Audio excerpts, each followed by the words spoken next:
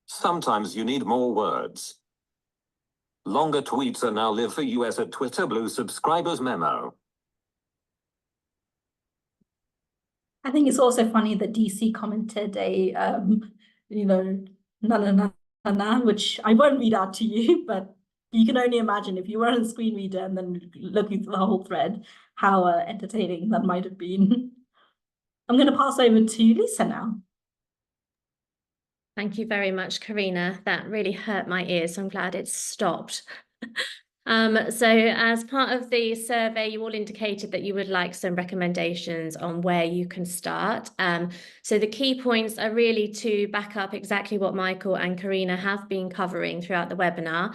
But the initial steps to enhancing your accessibility is familiarizing yourself with WCAG. So like Quarina said, WCAG and other relevant standards can help you to understand what is required to design accessible platforms. And then also, like Michael was covering, compliance with legal requirements such as the ADA can protect your organization from potential lawsuits and penalties, but it also demonstrates your commitment to inclusivity and social responsibility. So adhering to standards can strengthen your brand and give you the competitive edge as well. Number 2, conduct an audit. So I'll have a bit more detail about this in a minute as well, but conducting an audit is crucial for knowing where barriers are that might be preventing users from accessing your digital content. So an initial assessment of your digital asset will help to pinpoint issues. We use automated and manual testing to give a comprehensive evaluation to ensure that all the potential problems are uncovered. Number 3, as Quarina was talking about, it's really important to test with real users to identify practical accessibility issues. So conduct usability testing with people with disabilities to uncover real-world challenges and collect feedback from those users to understand their experience and use it to make iterative improvements. And then finally, create accessible content. As Quarina also covered, creating accessible content is vital. Ensure all your content, images, videos, and documents are accessible and provide alternative alt text and captions for videos. It all isn't just a one-stop shop either. There are things that you can do ongoing as well. So think about training for your team on accessibility best practices and keep monitoring and reviewing your accessibility as well. So regularly review your digital assets and test them and see if there are any new problems that have been risen. And then also document your accessibility and your standards and what you're trying to achieve and communicate that with all of your stakeholders and team and your users so that everyone's bought into it as well. And then, so in terms of usability testing, our comprehensive audits that we carry out give a clear view of current accessibility levels and areas for improvement, and you get provided with a backlog of opportunities to achieve the highest level of accessibility. So you get a report that has recommendations in plain language, it's not too technical, and it also includes examples of some of the accessibility issues and barriers that are affecting your users and how you can improve the experience for them. So in our audits, we combine automated and manual tests, and we also do design and code reviews as well to produce a comprehensive report with recommendations and next steps. But the thing is with usability testing is every digital platform and service is unique. So we always review the site against the objectives that you're trying to achieve and then provide bespoke recommendations suitable for your organization. So unfortunately, there isn't a one size fits all when it comes to testing, but there are things that you can do to give a good idea of how your site's performing. So automated testing is where you can use tools to identify a range of issues, distinguishing between site-wide and just individual template problems and content issues. Manual testing is to test pages with assistive technologies tailored to your audience and addressing WCAG compliance and overall user experience issues. The design review that we do is we conduct a UX and design evaluation to recommend improvements to user experience and visual design. And then the technical reviews can provide accessibility recommendations specific to your site's platform and team workflow. And there are, as I say, that you can give it a go yourself as well. And our go-to recommendation is always a site called accessibilityinsights.io, which I'll pop in the chat in a minute. This is a free browser extension. It combines the best fully automated checks with excellent semi-automated tools and a great manual testing assistant as well. So if you want to have a go yourselves, that's a good place to start. Just a quick case study. The Internet Society is a global nonprofit dedicated to making the internet open, secure, and accessible for all, but they still needed our help. So we conducted a comprehensive audit of their website to enhance accessibility and WCAG compliance.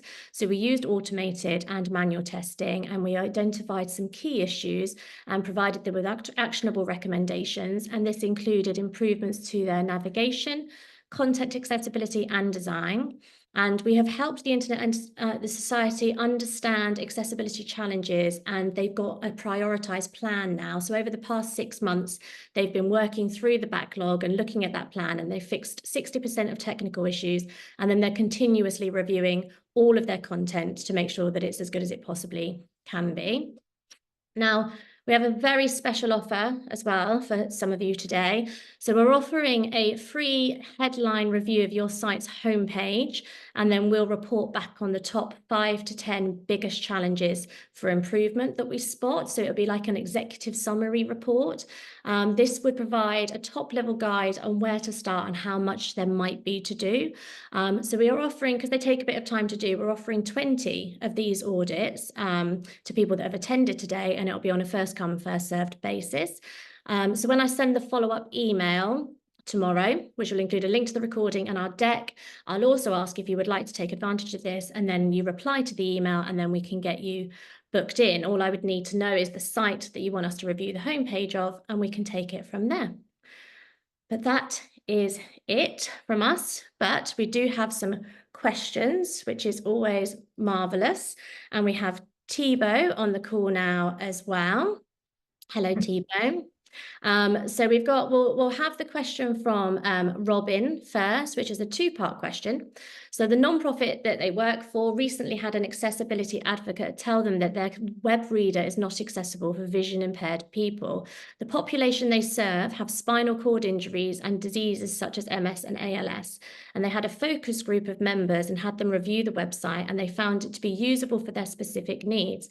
We've been resistant to changing certain things because it's helpful or useful to their specific population. But how do you go about making sure their population specific needs are met, as well as also covering all disabilities? So I suppose this is about donors versus service level information that you're trying to give, and making sure that it's accessible for the right people. Michael, first of all, have you got some thoughts on this? Yeah, some more general thoughts, and maybe Thibaut can add to this. But I think, first of all, it's good that obviously you're doing user testing with your core audience. I think that needs to be celebrated. The more you can speak with those people, the better. I would say, I don't know the specifics of this technology, but I think the more of a holistic approach you can take to this, the better. You know, in the way that RNIB did, as Quarina described. I think, you know, taking that kind of really broad approach to making the website work for as many people as possible is a good thing. And I would say, you know, the more you can kind of do that across the whole site, the better, so that people don't end up hitting like dead ends. They think they can do a journey, and then they end up finding they can't complete that journey. That's frustrating for people. Having said that, there will be pieces of content that are designed more specifically for certain parts of your community. And I know that in my experience at RNID, which I alluded to in the presentation, we had some content that was more focused on those from the profoundly deaf community. And so when it came to thinking about providing British Sign Language translations, we prioritized those pages because we knew that we couldn't translate the entire website straight away into sign language. So we prioritized the pages that were most important to those people. So I think that's also fine to do. Yeah, I would also kind of add to that. Sorry, coming in before Thibaut does, in that if your audience, if your core mission cause is for MS and ALS, then I would definitely prioritize them, like have a holistic approach.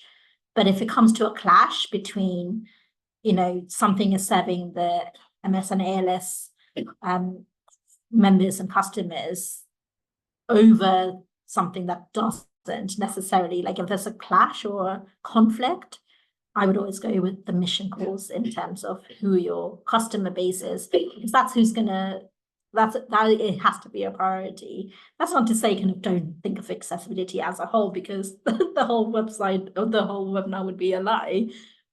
But it might come to a point where you have to make those prioritizations around which accessibility feature do you feature more. So for us, for our RNIB, we knew that sight loss or, sight loss and visual impairments had to be the core disability that we focused on. That's not to say we don't cater for others, but if it came down to a clash, then we knew that it had to be sight loss that has to be prioritized. Add a bit as well. Hi everyone, I'm Thibaut. I'm white with black hair and a gray shirt.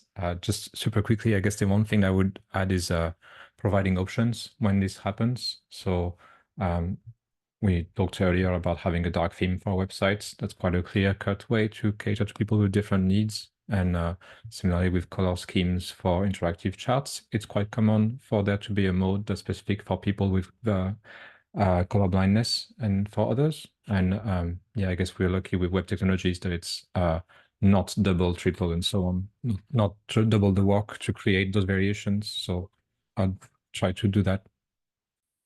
Thank you very much. So we have another question from Alyssa. I'm a one-person team for all things comm, media, and web design with my organization. As a web design novice, I want to make sure my org's web redesign is inclusive, but I feel totally out of my depth, especially since I don't write code. Do you have any insight or advice when using a packaged web design platform like Squarespace? Are accessibility considerations usually factored in? I don't mind to start again. Maybe Thibaut has more technical thoughts, but I would just say, first of all, I meet lots of people like you, Elisa, that are in this situation where, you're a one-woman team, and it can be really hard to prioritize this alongside everything else in your day job. But it's clearly very important to you because you're on this call today. And I would just say, like, there are lots of things that are in your control. I think Quarina shared some really great basic things that you can be doing that, don't require any kind of technical knowledge. And I would just say, like, if you're going to go and build a simple website in Squarespace or whatever, don't assume accessibility is somehow like out of the box and ready to go. I think never assume that. I think if you can try to build more of this into your day-to-day work, then it becomes less of a kind of extra thing you've got to think about. So for example, if you're creating a new page of content, you wouldn't think twice to share that with somebody else in the charity to, approve the content because of the messaging, or does it meet your goals? And as part of that, you could be doing some other basic checks like, is this written in plain English? Have I got, the alt text on any of the images in the page? And just have like a simple checklist that before you hit publish, you've done some of those basic checks, I think can be good. And yeah, just building in that testing. So, before you put it out into the world, just maybe sharing with a colleague or sharing with somebody who, has some kind of accessibility requirements, if that is open to you as an option. And just testing before you like put it out into the world, I would say. I'd add a couple of things. Squarespace is actually quite good as far as those platforms go, and they have quite good documentation. So do take a look at what they provide for their platforms. I'd say two things that are worth considering. First off, it does tend to be that the simpler what you produce, the more accessible it is. So I'd simply start by that. If you're creating a new page and you have, say, choice between a 1-column, 2-column, 3-column layouts, usually the simpler, the better. So if you're stretched with resources, I would go back to the fundamentals that way. And the other thing I'd add is there's definitely quite a bit of room for automation in this field. So Lisa earlier mentioned the Accessibility Insights tool. There's lots of like a baseline of checks in there that are fully automated. All you have to do is understand the results produced by it, and that works across all of the platforms, and that's completely free. So I'd definitely say spending some time doing the research on which automated tools you can use that will allow you to punch quite a bit above the resources you have available. Brilliant, thank you. I've got two more. I'm going to try and squeeze them in. So we had this question that came through the survey, so I wanted to try and make sure that we get to it. My biggest challenge for digital accessibility and other aspects of communication is the need to provide content that is digitally accessible in more than one language. So here in Quebec, we are legally required to provide content in French as well as English, but we also serve populations that speak at least 10 other languages in their communities and daily work. In the interest of inclusivity as well as accessibility, I'd love to hear some suggestions and tips for supporting multilingual digital accessibility. Thibaut, that's probably one for you. Yeah, so I think I'd start by saying that multilingual content is definitely a way to make your digital presence more inclusive and accessible. So kudos for giving that a go and going beyond the legal requirements. I'd say like in practice, it depends quite a bit on the capabilities of the platform you're using. So for example, Twitter, which we looked at earlier, that has built-in translations for text, but not for images. So being aware of that, prioritizing the text over the images goes quite a long way. And I guess for website management, which is closer to where we spend our time at Torchbox, again, with something like Wagtail, we support quite a bit from having the whole site translated, having only key pages, and having potentially different versions of the content, not just different translations, but actually different content. So I think understanding based on your legal requirements and the languages that you want to do, which languages you want to invest time in, and what your platform supports. I guess the last thing I'd add is, again, definitely automation in the translation space. It's not as good as what a human would produce, but it definitely goes quite far these days. So that's one tool that's worth being aware of, where you can do a bit of AI, and perhaps for Quebec French, you can go quite far with automation. I'll send links to these tools that we're referencing as well. And just quickly, we've got 2 minutes if for anyone who's still sticking around. So from Lisa, our website hosts an enormous database function that helps shoppers find local farms products. There are literally tens of thousands of entries on the back end. Can these accessibility adaptations be applied to database searches and results on a nonprofit's website?